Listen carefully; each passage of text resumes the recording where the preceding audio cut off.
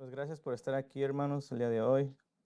Y gracias también al pastor Alex por permitirme estar aquí predicando.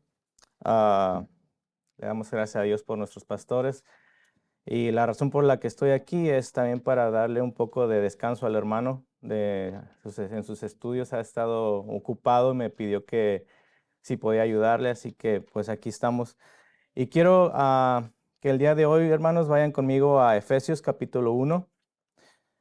Y esta mañana vamos a estar mirando una porción de las Escrituras, hermanos, que si la llegamos a comprender y abrazar, puede hacer en nosotros un antes y un después en nuestro caminar con nuestro Señor Jesucristo. Así que la porción a la que me estoy refiriendo es Efesios capítulo 1, del 3 al 14. Así que vayan conmigo al capítulo 1 de Efesios 3, Efesios capítulo 1, versículo 3 al 14. Y mientras van ahí, déjenme contarles acerca del príncipe de Granada.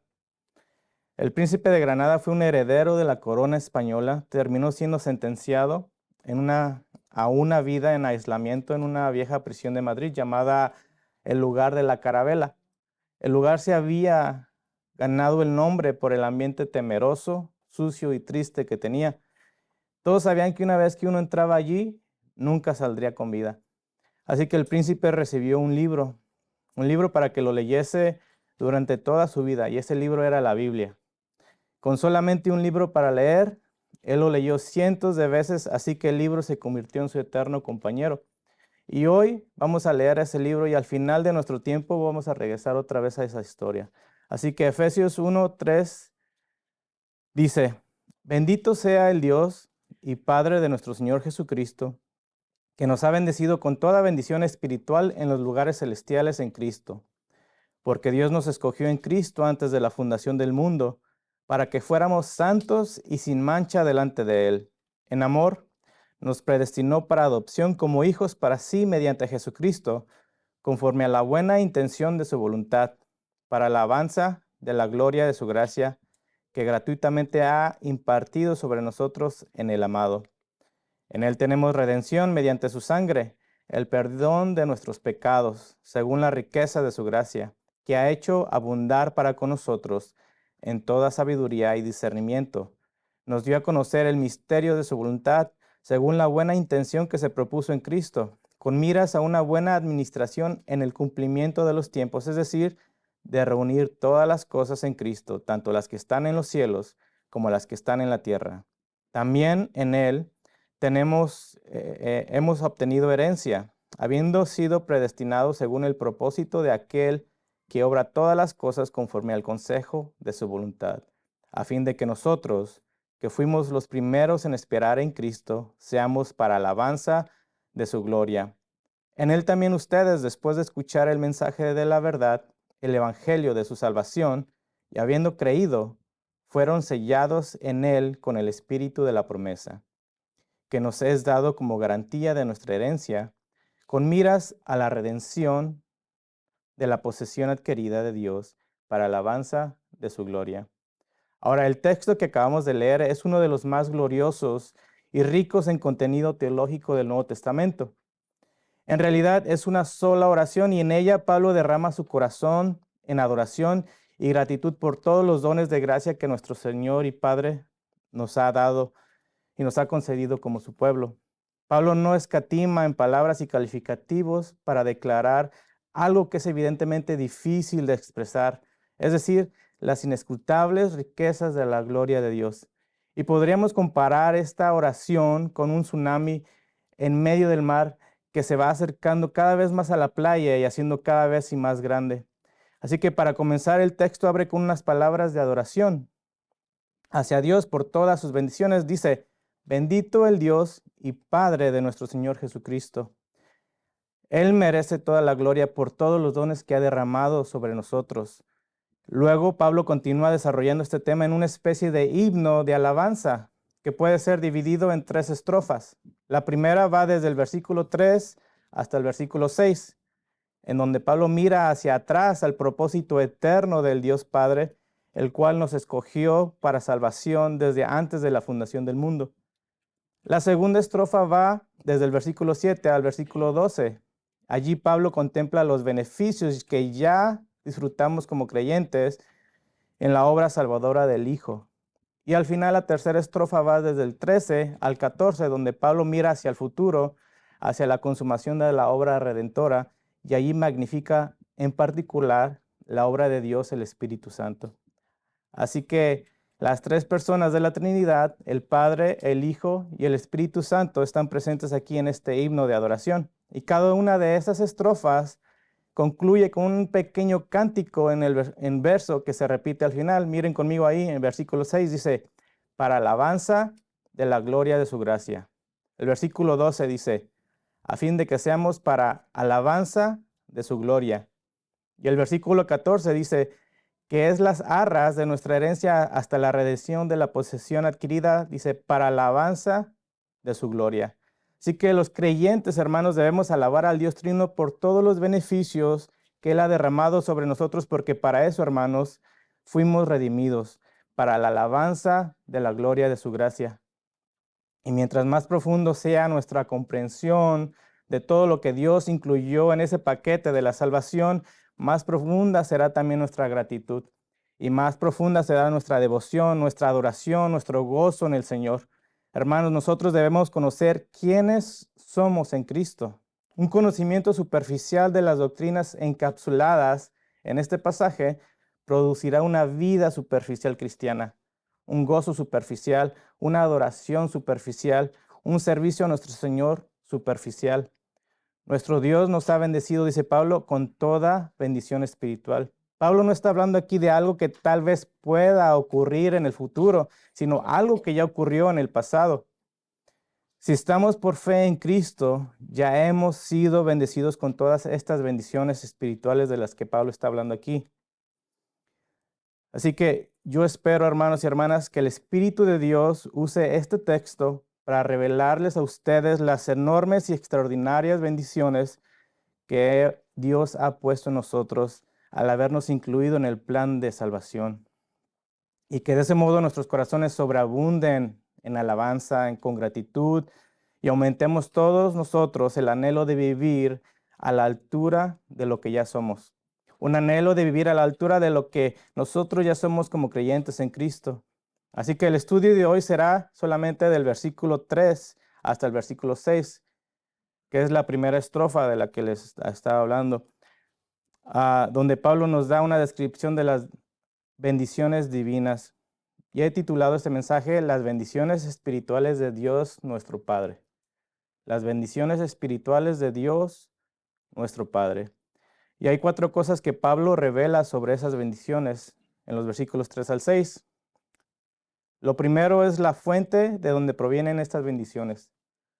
La fuente de donde provienen estas bendiciones. Y mire conmigo el versículo 3, dice, bendito sea el Dios y Padre de nuestro Señor Jesucristo, que nos bendijo. Todas estas bendiciones, dice Pablo, provienen de Dios. Ahora bien, ¿quién es ese Dios del que Pablo habla aquí, el cual nos ha bendecido con todas las bendiciones espirituales? Y es que vivimos en una generación tan extraña que es necesario que hagamos una aclaración en cuanto a quién es Dios. Para muchas personas, hoy en día, Dios carece de completo significado. Dios es para ellos una fuerza misteriosa que de algún modo tiene una influencia en el universo, una fuerza que no podemos definir y mucho menos conocer. Pero cuando Pablo aquí habla de Dios, lo hace en un sentido completamente distinto. Ese Dios que nos bendijo con toda bendición espiritual es una persona que se ha revelado a través de su Hijo, nuestro Señor Jesucristo. Colosenses 2:9 dice, porque toda la plenitud de la deidad reside corporalmente en Él, es decir, en Cristo. El Dios de las Escrituras no es una fuerza ciega, no es un algo indefinido y misterioso, no. Él es una persona que trata con nosotros, su pueblo, en una relación íntima, cercana e inteligente. Él cuida de los suyos, los ama con un amor eterno e inalterable y ha reservado para nosotros, su pueblo, lo mejor de sus bendiciones. Mis amados hermanos, no existe un privilegio tan grande como el de conocer a Dios y relacionarse con Él.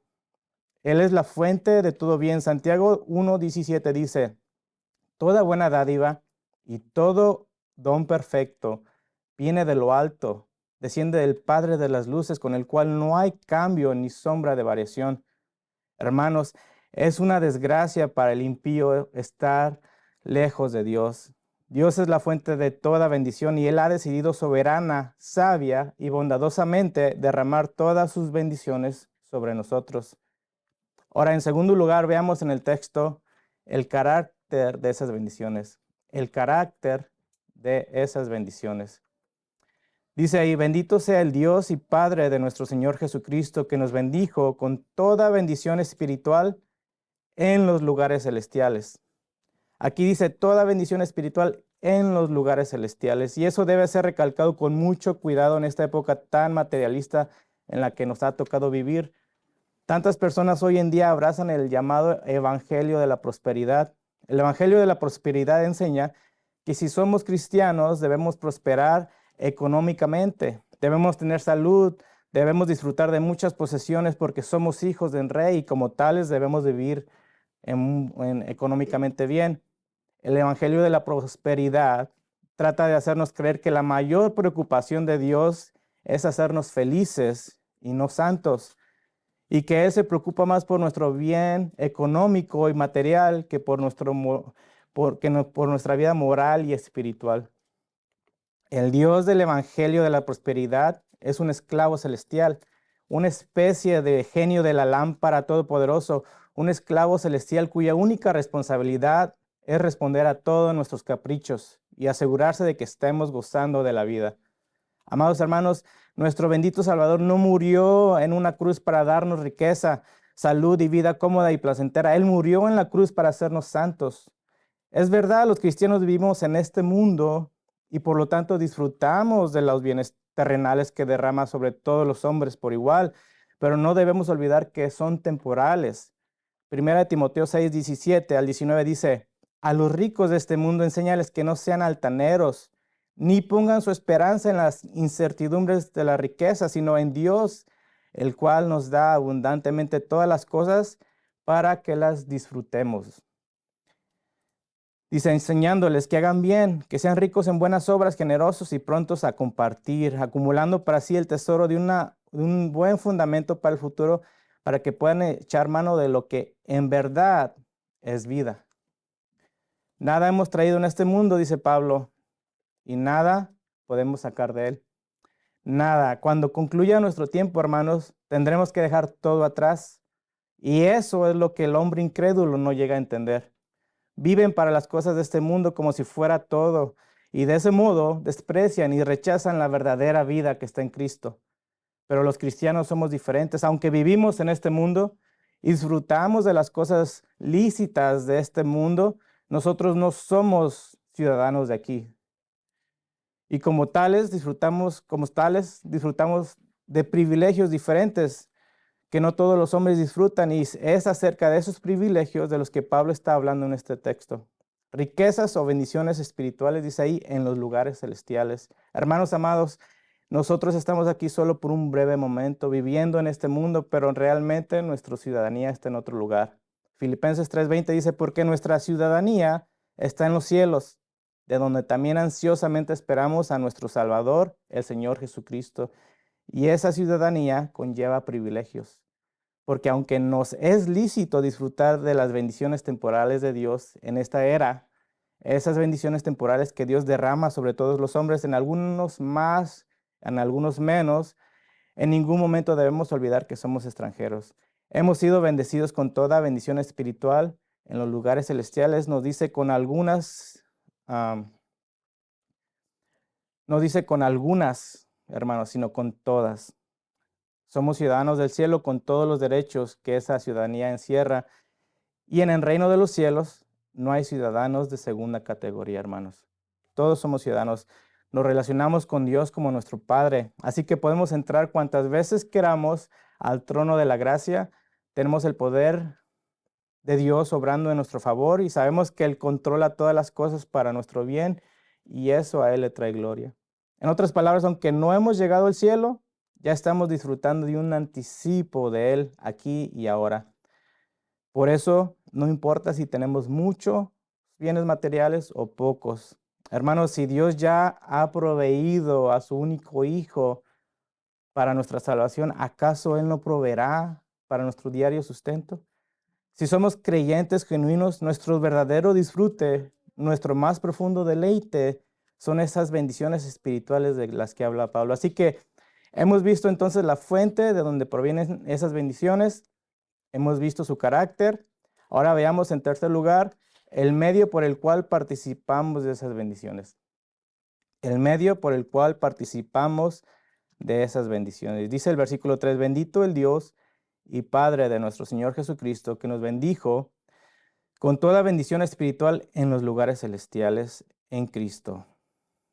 ¿Cuál es el medio por el cual participamos de ellas? Dice, es Cristo. Hemos sido bendecidos con toda bendición espiritual porque estamos en Cristo. Y por lo menos 12 veces aparece esa frase o alguna similar en este versículo 3 al 14, sin mencionar en el resto de la carta. En Cristo. Cristo es el recipiente de todas las bendiciones y nosotros estamos en Él, unidos espiritualmente a Él, de tal manera que todo lo que es de Él es nuestro. Por eso es que Pablo dice en Romanos capítulo 8, 17, que los creyentes somos coherederos con Cristo. Piensen en eso, hermanos. Cristo es el Hijo de Dios. Él es el heredero de Dios, de todo lo que Dios posee, y nosotros, dice Pablo, somos coherederos juntamente con Cristo.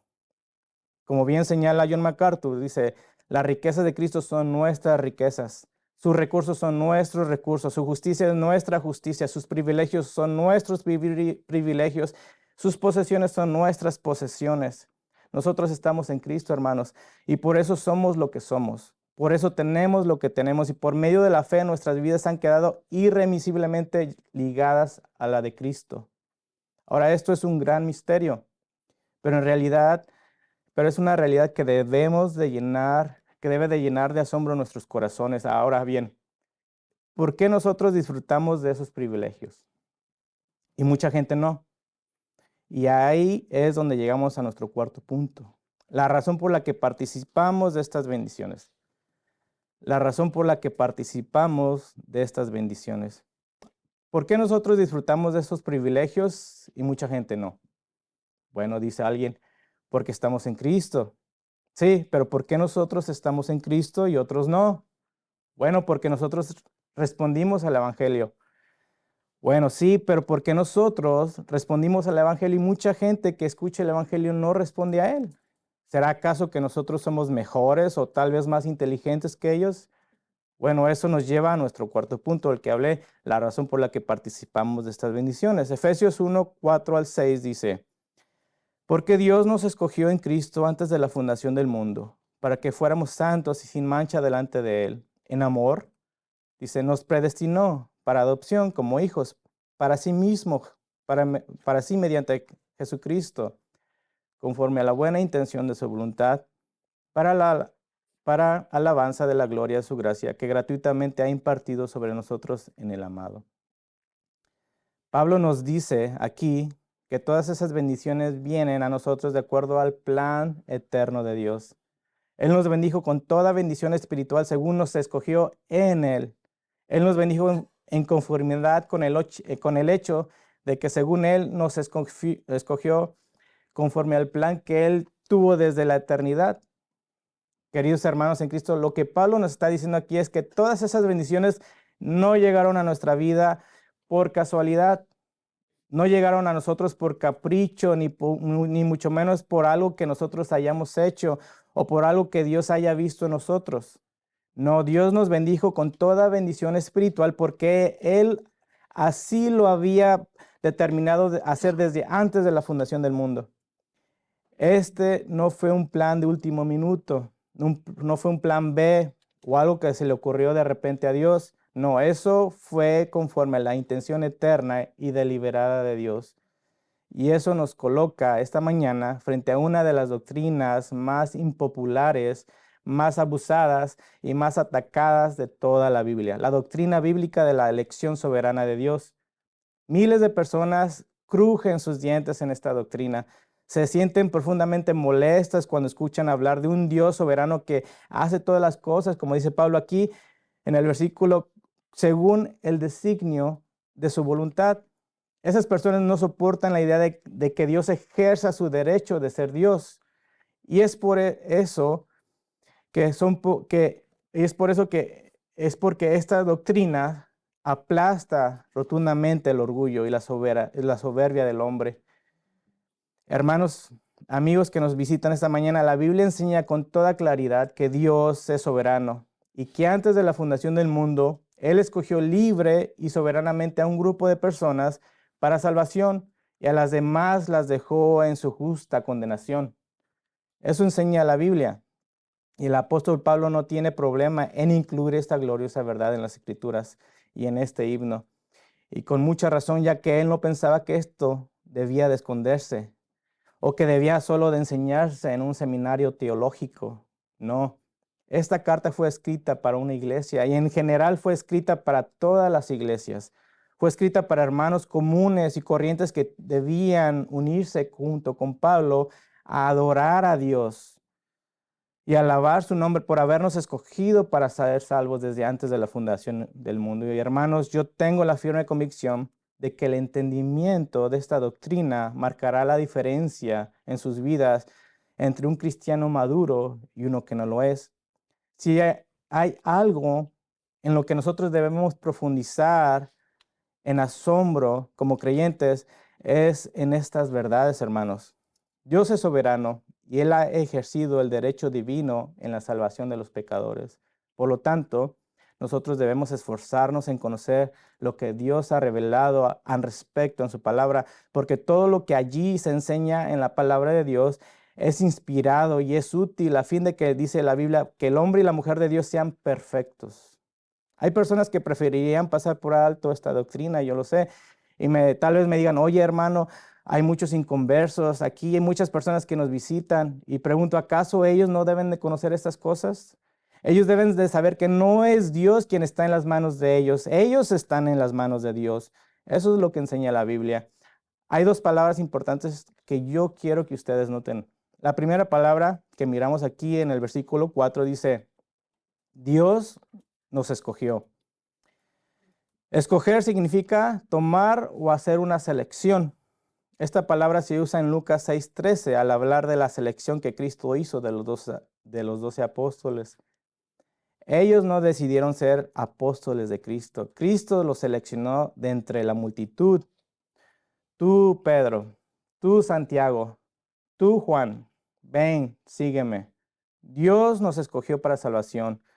Hablando a los 12, nuestro Señor Jesucristo les dice en Juan 15:16, ustedes no me escogieron a mí, sino que yo los escogí a ustedes y los designé para que vayan y den fruto y que su fruto permanezca. Cristo nos amó y nos escogió cuando nosotros no queríamos saber de Él, cuando nosotros éramos sus enemigos. La segunda palabra que aparece en nuestro texto en Efesios es predestinación. Predestinación. Y esta es la traducción de una palabra griega que dice que es proorizo. Creo que sí se pronuncia. Proorizo. Una palabra compuesta de pro, que significa antes, y orizo, de donde viene nuestra palabra en español horizonte. Ahora, ¿qué es el horizonte? Es la línea que separa el cielo de la tierra. La idea de esta palabra entonces es trazar una línea de antemano. Dios trazó una línea antes de la fundación del mundo y destinó a unas personas para ir al cielo. Eso es lo que Pablo está diciendo. Nosotros podemos rebelarnos contra esta doctrina, pero es imposible echar o negar el hecho de que la Biblia la enseña. Romanos 8:28 al 29 dice, y sabemos que para los que aman a Dios, todas las cosas cooperan para bien. Esto es para los que son llamados conforme a su propósito. Porque a los que antes conoció, también los predestinó a ser hechos conforme a la imagen de su Hijo, para que Él sea el primogénito entre muchos hermanos. Dice el apóstol Pablo, y sabemos que a los que aman a Dios todas las cosas le ayudan a bien. Ahora, ¿quiénes son esos que aman a Dios? Dice, esto es a los que conforme a su propósito son llamados, porque a los que antes conoció, también los predestinó. Ahora alguien dirá, ¿ves? Ahí dice que a los que antes conoció, o sea, que el Señor sabía de antemano que ellos iban a creer. No, eso no es lo que dice Pablo aquí, porque cuando Dios nos conoció en la eternidad, lo único que Él sabía de nosotros era que íbamos a ser pecadores. La palabra proginosco, aquí, que Pablo usa y que se traduce como conocer, no significa un conocimiento intelectual, significa un amor soberano e íntimo. Por ejemplo, vaya conmigo a Amos 3:2. Amos 3:2. Aquí el profeta le está hablando a Israel y le está hablando de parte de Dios y les dice estas palabras. En la Reina Valera dice esto, Amos 3:2. A vosotros solamente he conocido de todas las familias de la tierra. Por tanto, os castigaré por todas vuestras maldades.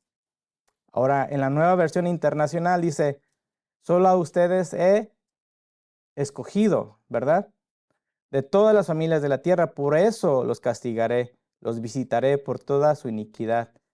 Ahora, en la Nueva Traducción Viviente, dice, de entre todas las familias de la tierra, solo con ustedes he tenido una relación tan íntima. Por eso debo castigarlos por todos sus pecados. Y también en Mateo 1:25 dice que José recibió a María su mujer, pero no la conoció, ginosco, hasta que dio a luz a su hijo primogénito y le puso por nombre Jesús. Así que como podemos ver aquí, la palabra conocer, ginosco, en la Biblia se usa para referirse a una relación íntima entre un esposo y una esposa. No era que José no conocía quién era María, sino que él no la conocía en ese sentido más íntimo.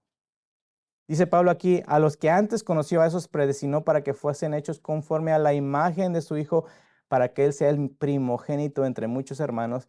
Y a los que predestinó, a esos también llamó, y a los que llamó, a esos también justificó, y a los que justificó, a esos también glorificó. Por eso es que Romanos 9:16 dice que no depende del que corre, ni del que quiere, sino de quien Dios tiene misericordia. La salvación depende 100% de Dios que tiene misericordia. Mis hermanos, como yo decía hace un momento, el punto que debemos determinar aquí es quién está en las manos de quién. ¿Es acaso Dios que está en las manos del pecador allí tembloroso y con temor porque tal vez la muerte de su hijo no va a cumplir el propósito del Padre, ya que los pecadores han endurecido su corazón? Así que allí está el pobre Jesús a la puerta, temblando, esperando que le abran su corazón. No, no, mi amigo pecador. Eres tú el que debes estar temblando, porque eres tú el que estás en la mano de Dios. Y si todavía estás vivo y oyendo estas palabras y no has descendido al infierno, es porque Dios en su misericordia no ha volteado su mano para que caigas en el infierno. Eres tú el que estás en las manos de Dios, no es Dios el que está en tus, el que está en tus manos. Tú no eres tan poderoso como piensas. No te olvides que tú estás en las manos de un Dios airado. Es un Dios que está enfurecido contra ti por todos tus pecados. Un Dios que no tiene ninguna razón, que nos hace pura misericordia para no dejarte caer por tu propio peso de pecado en el infierno por toda la eternidad ahora mismo. Así que, ¿qué podemos aprender de este texto en Efesios acerca de la elección? Hay 5 cosas. En primer lugar, Pablo establece la base de la elección. La base de la elección. Efesios 1:4 dice, porque Dios nos escogió en Cristo antes de la fundación del mundo para que fuéramos santos y sin mancha delante de Él. Y hermanos, una vez más volvemos al mismo punto. Y yo lo voy a recalcar cuantas veces Pablo quiera. Fuimos elegidos en Cristo. Fuimos elegidos en Cristo. Fuimos elegidos en Cristo. Él sabía que no merecíamos ser incluidos en la familia de Dios, pero Cristo se comprometió de antemano a pagar completamente por nuestros pecados. Yo voy a pagar por ellos. Eso es lo que significa redimir. Y es en ese sentido que Pablo dice, fuimos elegidos en Él. De no haber sido por la segunda persona de la Trinidad, nunca habríamos sido incluidos en la familia de Dios. En segundo lugar, Pablo establece el momento de esa elección, el momento de la elección. En otras palabras, esta elección se hizo en la eternidad, antes del inicio del tiempo, antes de la creación de todas las cosas. Dios nos incluyó soberanamente en su plan de redención y esto ocurrió, mi hermano, sin preguntarte tu opinión. ¿Entiendes eso? En la eternidad Dios te vio, Dios pensó en ti, Dios te eligió increíblemente, pero así fue. En tercer lugar, vemos en el texto el propósito de la elección. El propósito de la elección. ¿Para qué nos escogió Dios? Bueno, Pablo responde dos cosas. Por un lado, nos dice, versículo 4, que Dios nos escogió para ser santos y sin mancha delante de Él.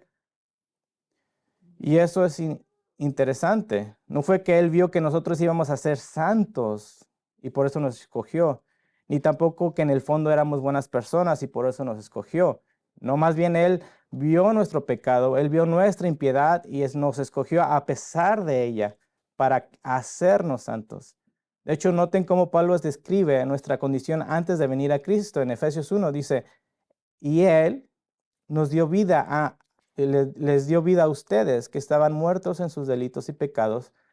Y dice en el versículo 3, entre ellos también todos nosotros en otro tiempo vivíamos en las pasiones de nuestra carne, satisfaciendo los deseos de la carne y de la mente, y éramos por naturaleza hijos de ira, lo mismo que los demás. Hermanos, la santidad es fruto de la elección, no es la causa. Él nos escogió para ser santos y sin mancha delante de Él.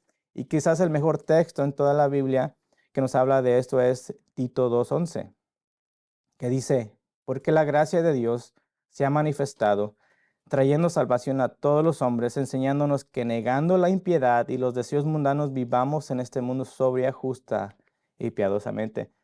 Dios el Padre nos escogió, Dios el Hijo murió y Dios el Espíritu Santo nos ha unido con Cristo a través del nuevo nacimiento para que nosotros fuésemos un pueblo santo, un pueblo de hombres y mujeres apartados para Dios, viviendo para hacer la voluntad revelada de Dios. Ese propósito divino en la elección debe ser visible en nuestras vidas, en el día a día, como creyentes que somos. Positivamente debemos tener la ambición de ser cada vez más santos, de conformarnos más a la imagen de Cristo. Negativamente debemos apartarnos del mal, tener la ambición de ser sin mancha, irreprensibles. Primera de Tesalonicenses 5:22 dice, absteneos de toda especie de maldad. Así que el propósito de Dios al elegirnos de ninguna manera será frustrado. Hermanos, algún día nosotros nos presentaremos delante de Dios y seremos entonces perfeccionados. Pero no solo eso, Pablo nos dice también que fuimos escogidos, no solo para ser santos y sin mancha, sino también para ser adoptados como hijos suyos por medio de Jesucristo. Y hoy en día, cuando nosotros hablamos de la adopción, siempre pensamos en un niño pequeño, ¿verdad? Pero en el tiempo del apóstol Pablo no se solían adoptar niños pequeños, sino a personas adultas. El concepto de adoptar bebés o niños pequeños era raro en la época de Pablo, porque si un hombre no podía sustentar a un hijo, a un niño pequeño, simplemente lo mataba y ya. Se adoptaban adultos. Cuando un hombre rico no tenía un heredero, él buscaba una persona que fuese digna de ser su hijo, a quien heredarle todas sus cosas, y entonces lo adoptaba como hijo. Y de inmediato esa persona obtenía todos los derechos sobre las posesiones del hombre rico. Eso es lo que Pablo tiene en mente aquí.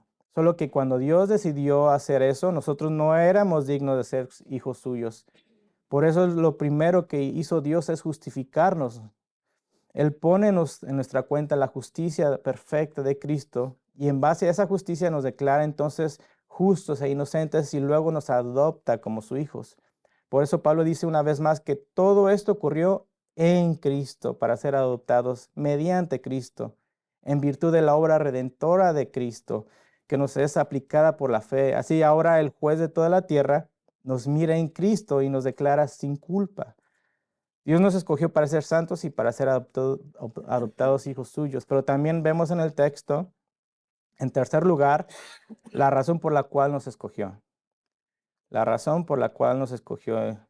Y la razón está en el versículo 5. Efesios 1:5 dice, nos predestinó para adopción como hijos para sí mediante Jesucristo, conforme a la buena intención de su voluntad. conforme a la buena intención de su voluntad. La Reina Valera dice, según el puro afecto de su voluntad. Mis amados hermanos, la elección de Dios no fue arbitraria ni caprichosa. En el caso de Dios, Él sí tiene una razón para escogernos, solo que esa razón no se encuentra en nosotros. Esa razón se encuentra en Dios. Cuando Pablo habla allí del puro afecto de su voluntad, él está hablando de la benevolencia, la bondad soberana de Dios. Él nos escogió conforme a su benevolente soberanía, por su bondad que es santa y que no posee motivos impuros. Por eso es que es su puro afecto de su voluntad. Mis hermanos, eso es todo lo que nos ha sido revelado al respecto. Y por lo tanto, es allí que debemos llegar. Es hasta aquí que debemos llegar. Dios se deleitó en amarnos antes de la fundación del mundo y conforme a ese amor soberano nos eligió.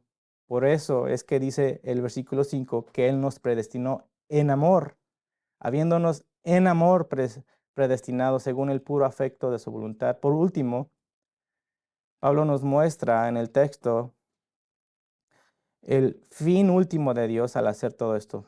El fin último de Dios para hacer esto. Efesios 1:6 dice, para alabanza de la gloria de su gracia, que gratuitamente ha impartido sobre nosotros en el amado.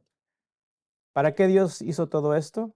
Para alabanza de la gloria de su gracia. Hermanos, la meta final hacia la cual se mueve todo lo anterior es para que al mirar todas estas bendiciones, caigamos postrados en adoración. Hermanos, Dios hizo todas las cosas como las hizo para que nosotros nos detengamos en un texto como este, un día como hoy, y digamos gloria a Dios. Es decir, yo no entiendo todas estas cosas, pero Dios merece toda la gloria y Él tendrá mi corazón, mi lealtad y mi alabanza por los siglos de los siglos. Mis hermanos, es imposible comprender las implicaciones de todas estas enseñanzas y permanecer indiferentes a menos que usted no tenga vida espiritual. Es imposible contemplar todo lo que Pablo está diciendo aquí acerca de lo que es ser un cristiano y permanecer indiferente. Nuestro Dios nos ha bendecido con toda bendición espiritual. Nosotros ahora somos los beneficiarios de esas riquezas. Somos los coherederos de Dios juntamente con Cristo y algún día entraremos en el disfrute pleno y entero de esa herencia. Y todo eso porque Dios, por su pura gracia, nos amó cuando no había nada digno de ser amado en nosotros. Y yo me pregunto una vez más, ¿acaso no debería nuestro corazón de llenarse de sobreacogimiento, de gozo y de gratitud? ¿Acaso no deberían nuestras bocas de llenarse de alabanza ante un cuadro como este que acabamos de contemplar? Mis hermanos, en la eternidad Dios te vio en tu pecado y aún así te amó y soberanamente por una razón que aquí nadie entiende. Dios te incluyó a ti, mi hermano, en su plan soberano. Y cuando vino el cumplimiento del tiempo, Dios envió a su Hijo a morir en una cruz. Y cuando Él estaba colgando en esa cruz, con esos clavos, Él estaba pensando en ti. Y derramó su sangre por tus pecados, porque Él te amó desde antes de la fundación del mundo. Y yo te pregunto, ¿acaso estas cosas ocupan tu mente día a día para después salir en una explosión de alabanza y gratitud? ¿Son estas realidades eternas el consuelo de tu corazón en medio de tu dolor y tu adversidad? ¿Es este el combustible que te mueve a seguir corriendo con paciencia la carrera que tenemos por delante y a no tirar la toalla porque tienes puestos tus ojos en Cristo? ¿Es este el pensamiento que guarda tu corazón para no codiciar las riquezas temporales de este mundo y pasajeras y para guardarte de la mundanalidad? Pero yo no quiero concluir esta mañana sin traer unas breves palabras para aquellas personas que no están en Cristo. Y mi amigo, no pienses que todo esto que hemos dicho hoy de la elección divina elimina toda esperanza para ti. No lo pienses. O que puedes tomar esta doctrina como una excusa para no venir a Cristo en arrepentimiento y fe. El llamado de Dios a los hombres es universal. Dice, venid a mí todos los que estáis trabajados y cargados y yo os haré descansar. Y nadie que responda a ese llamado será jamás desechado. Nadie. Mi amigo, la Biblia no enseña en ningún lugar que para venir a Cristo debes averiguar primero si eres elegido. La Biblia más bien nos invita a venir dándonos la seguridad de que si venimos por fe, clamando a Cristo por misericordia y perdón, no seremos desechados. La razón por la que muchos se perderán y no vendrán a Cristo no es que Dios se los impida, porque Dios no le impide a nadie venir. Él se deleita en tener misericordia. Él se deleita en perdonar. La razón por la que muchos no vienen es su pecado, es por la dureza de su corazón. Esa es la razón por la que tú no quieres venir, no es la elección, es tu pecado, es tu dureza. Pero hay aquí una buena noticia. Cristo tiene poder para vencer tu obstinación. Y ese poder obra a través de la predicación del Evangelio. Esta es la razón por la que no nos cansamos de predicar, porque Dios, el Dios que ha elegido a muchos para salvación, también ha elegido el medio por el cual ellos llegarán a esa salvación. Y el medio primordial que Él escogió es la locura de la predicación. Por eso dice Pablo en Romanos capítulo 1, versículo 16, que el Evangelio de Dios es poder de Dios para salvación a todo aquel que cree. Mi amigo, tú tienes la responsabilidad de responder al llamado. Esa es tu responsabilidad. Dios es soberano, el hombre es responsable y ambas cosas enseña la Biblia y yo creo ambas cosas. Nadie será salvo hasta que se exponga a las Escrituras y responda a ellas creyendo y arrepintiéndose. La Biblia no dice si son elegidos serán salvos. La Biblia dice si creen serán salvos. Esa es tu responsabilidad, arrepentirte y creer. Y ahora que has escuchado su palabra, ahora yo quiero persuadirte a que acudas a Él. Ven a Él. Pídele que tenga misericordia de ti. Pídele que te perdone. No te quedes allí tratando de averiguar si tú eres uno de los elegidos. Si has comprendido que eres pecador, si necesitas que necesitas al Salvador, ven, ahí está el Salvador. Descansa enteramente en Él por fe y dice la Biblia que tú serás salvo. Ahora, ¿qué pasó con nuestro amigo el príncipe de Granada, a quien encerraron en la cárcel? Tras 33 años de encarcelamiento, el príncipe murió. Cuando vinieron a limpiar su celda, encontraron algunas marcas que él había escrito utilizando clavos para marcar las rocas de las paredes. En las escrituras de él que encontraron habían cosas como estas. El Salmo 118:8 es el versículo que está justo en medio de la Biblia. Esdras 7:21 contiene todas las letras del alfabeto excepto la J. El 9º versículo del capítulo 8 de Esther es el más largo de la Biblia. En la Biblia no hay ninguna palabra o nombre de más de 6 sílabas. Cuando observaron por primera vez estos hechos en un artículo de la revista Psicología Hoy, alguien puntualizó lo extraño de un individuo que atravesó 33 años de su vida estudiando lo que algunos describen como el libro más grande de todos los tiempos y sin embargo solo pudo recoger trivialidades. Por lo que sabemos, el príncipe de Granada nunca hizo un compromiso espiritual o religioso para con el Señor Jesucristo. Sin embargo, se convirtió en un experto en trivialidades bíblicas. Mi hermano, ¿qué tipo de fe tienes tú? ¿Es algo parecido a la fe del príncipe de Granada? ¿Acaso tu vida muestra que has conocido de verdad al Dios de gloria? ¿Ha habido una diferencia entre el conocer a Dios y su Hijo y conocer al Dios y su Hijo? ¿Tienes tú un conocimiento íntimo con Dios o estás autoengañándote y serás de aquellos a su izquierda a los cuales Él dirá, entonces les declararé, jamás los conocí, ginosco, apártense de mí, los que practican la iniquidad? Quiero terminar haciendo esta oración que está en el libro del Valle de la Visión. Es una oración de los puritanos.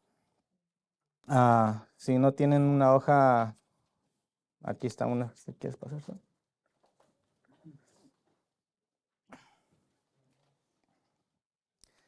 Y habla de lo que acabamos de mirar hoy.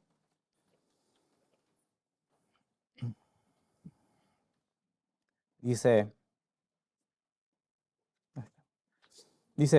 oh Señor Dios, enséñame a saber que la gracia antecede, acompaña y sucede mi salvación, que ni un solo eslabón de su cadena puede romperse.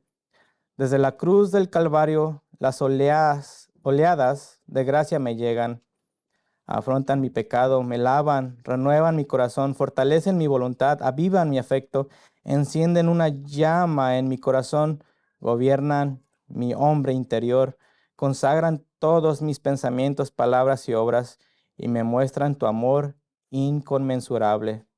Qué grandes son mis privilegios en Cristo. Sin Él estoy lejos, soy un extranjero, un marginado. En Él me acerco y toco su cetro regio. Sin Él no me atrevo a levantar mi mirada culpable. En Él observo a Dios, mi Padre y amigo. Sin Él oculto mis labios con un temblor avergonzado. En Él abro la boca con ruegos y alabanza. Sin Él todo es ira y fuego consumidor. En Él todo es amor y reposo de mi alma. Sin Él el infierno con su angustia eterna se abre a mis pies. En Él sus puertas quedan cerradas a mí por medio de su sangre preciosa. Sin Él las tinieblas extienden sus terrores ante mí. En Él mi horizonte es una eternidad de gloria. Sin Él estoy lleno de terror y angustia. En Él toda acusación se transforma en gozo y paz. Sin Él todas las cosas externas reclaman mi condenación. En Él ministrar para mí consuelo y las disfruto con agradecimiento. Alabado seas por la gracia y por el don inefable de Jesús. Oremos. Padre Celestial, te damos gracias por este día, Padre. Te pido que si hay aquí alguien que no conozca de ti y no está viviendo una relación íntima contigo, Padre, que estas palabras hayan penetrado su corazón. Te rogamos, Padre, por la santificación de tu pueblo. Te rogamos, Padre, por aquellos que no te conocen, para que vengan a ti. Gracias por tu palabra, gracias por el día de hoy, Padre, y ayúdanos en esta mañana también a escuchar el mensaje que tienes preparado para nosotros. Y te doy gracias por nuestros pastores, por el pastor Alex, Padre, que nos has dado, que cada semana está estudiando. Te doy gracias por los ministros, Padre, a los cuales has llamado. En el nombre de tu Hijo Jesucristo. Amén.